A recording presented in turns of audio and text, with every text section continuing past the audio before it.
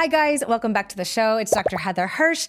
I want to talk to you guys today about migraines, something that really happens to a lot of my patients, whether it's the first time they've experienced a migraine in perimenopause or worsening migraines. I want to talk to you about how do you know headache versus migraines? Why is it so common in perimenopause? And what can you do? All right, so without further ado, let's jump right in. So a headache and a migraine are actually pretty different. Let's actually start with what a migraine is because it's easier to go back from there. A migraine actually feels like the worst headache of your life. And that's really important because there's something else that can feel like the worst headache of your life. It feels like so painful that maybe you want to close your eyes. That's called photophobia. It can feel like there's nausea. You can feel sick to your stomach. You can lose your appetite. And you really feel like the sounds and the lights and the noises, right, are just like massively amplified. The only thing that you want to do is crawl into a dark hole, hopefully your room or your bed, turn off all the lights, turn off all of the noise, and go to sleep. This, my friends, is a migraine. And some women have migraines from when they're really little, and they can actually worsen in perimenopause. They can actually get better after in menopause, but perimenopause can make migraines worse. We're gonna get into that in just a second. So what's a headache? A headache we've probably all experienced. I mean, if you haven't, good for you, kudos, you probably drink a lot more water than I do.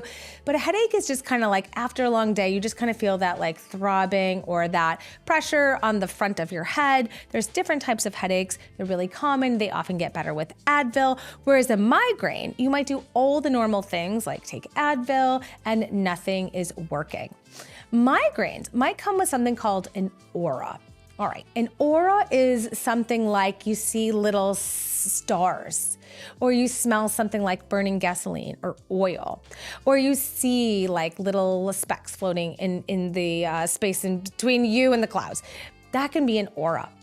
Auras historically have been thought that this might increase your risk of having a stroke at baseline because it kind of meant that something extra neurologically was going on or, not working so right that put you at a higher risk for a stroke.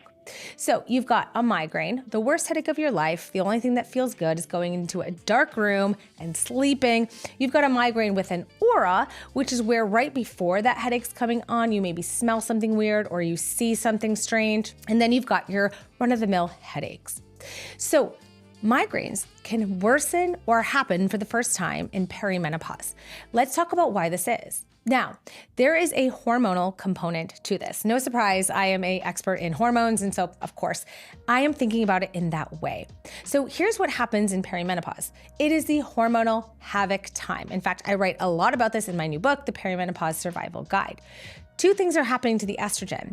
It is starting to decline, but it's also really volatile. So you can get these big spikes and then these big drops. Compared to a woman's regular menstrual cycle, which is a little bit of a roller coaster, but it's more like the kiddie roller coaster, okay? Whereas perimenopause is like the one that like loop-de-loops and goes upside down and you're like, am I sure that one's safe? That's perimenopausal hormones, okay? As that estrogen drops, it can really trigger your brain to more or less be irritated, and it can trigger a migraine. This is why many women in perimenopause may have their first ever migraine, and it's scary AF. Why? Because an aneurysm, something extremely scary, which is a vascular condition where a blood vessel in your brain actually becomes so dilated that it could burst open and you could bleed into your brain. That doesn't sound good. But an aneurysm is a medical emergency. And if you have the worst headache of your life for the first time, your doctor is going to tell you, go to the emergency room, because nobody wants to miss that, right? It can be an extremely scary experience. And if you've never had a migraine before, you don't know how to treat it. And if you had to go to the emergency room, now you know that maybe it's not a stroke, but what the heck is this? What caused this? And how can you not ever have this happen to you again? Because it can knock you out for days. And knock you out, like I said, where you need to curl up in a dark room and not listen to anything. So that means you can't parent, you can't work, you can't do anything. Your body physically feels fine, but your head feels like it's going to explode. Some women who've had migraines their entire life feel like this just worsens when they get to perimenopause. And they may have had medications, neurologists, and they've gotten it under control, but all of a sudden it gets worse. This is really, really frustrating because women who suffer with lifelong migraines know how debilitating it can be. They know how much they're gonna lose productivity, how much they're gonna be out when it comes to just friends and family for those couple of days. And when it gets worse, they feel that pit in their stomach again, like, ugh, I have to start over from ground zero. So now I've kind of talked to you about the difference between headaches and migraines. And we've talked about why they can happen for the first time in perimenopause. It's that hormonal volatility. And we've talked about why they can worsen if you've had migraines in the past and now you're in perimenopause. I want to talk to you about treatment. What can you actually do? But here's some good news before we get there. Once women experience menopause, where you haven't had a period in a year, so no bleeding in 365 days and you're postmenopausal, the migraines can actually get better. Why? Because now the hormones are low. They're low and they're steady, and that's really, really good news for your brain.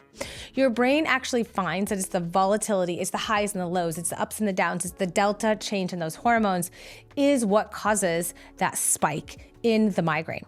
So when we think about treatment, we want to think about what can we do to stop that crazy hormonal roller coaster.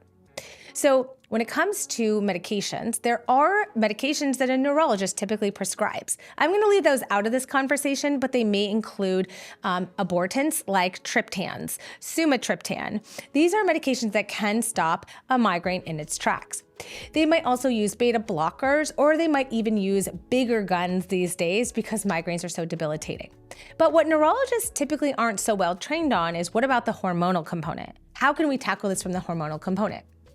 You'd want to tackle it from the hormonal component if you can really track that right before a period, you really get these migraines. The migraines get worse right before your period. That's when, if the triptans and the other things that the neurologist is giving you aren't working, you want to think about stopping those swings in the hormones. So what can you do? Well, first and foremost, you could try the old birth control pills. Now, I hate the name birth control pills. To me, it makes me feel like women are just objects that reproduce. But let's call them your migraine medications. What they do is they stop you from ovulating. Now, it helps you not get pregnant and all those other things, but it stops you from ovulating. Ovulating happens because of the roller coaster, the swings in hormones. So when we put a woman on birth control pills, all of a sudden those swings stop and the hormones stay steady. That means no spike, that means no change from high to low, no big delta swing. And this is how birth control pills can actually stop migraines. Now, interestingly, a lot of women have been told they can't take birth control pills if they have migraines, and especially migraines with aura. Why? Because remember I said that migraines with aura may show that you have a small predisposition to a stroke. And then you added that with birth control pills that contain estrogen, and there was this fear that it would be too dangerous. That has been very much debunked, especially when we use birth control pills continuously. One is because now the doses of birth control pills are actually much lower.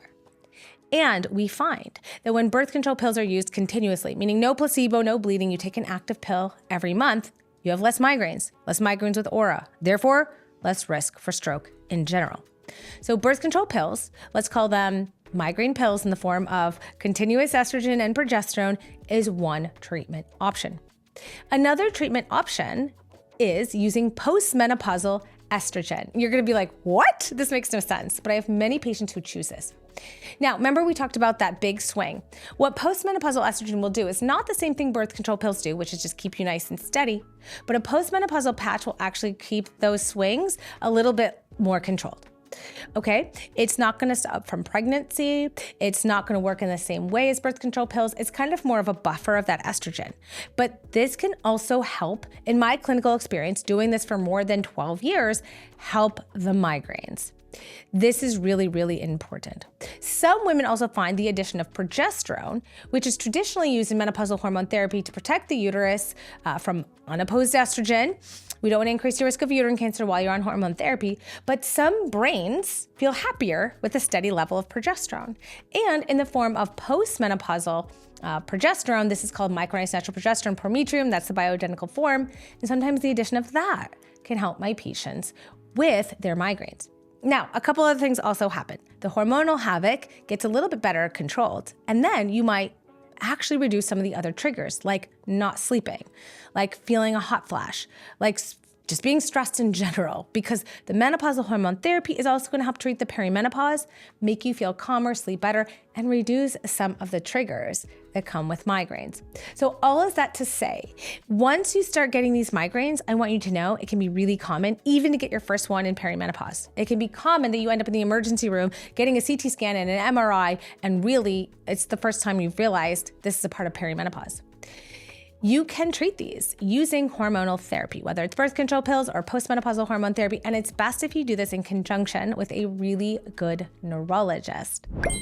All right, guys, I know that was a quick, Cliff Notes version of migraines and how they develop in perimenopause. If you want to learn more, definitely grab my new book, The Perimenopause Survival Guide. I also have a clinic where we help patients called The Collaborative, and you can check us out at jointhecollaborative.com. Thank you so much for listening to this episode, and I will see you guys next week for a brand new episode. Bye, guys.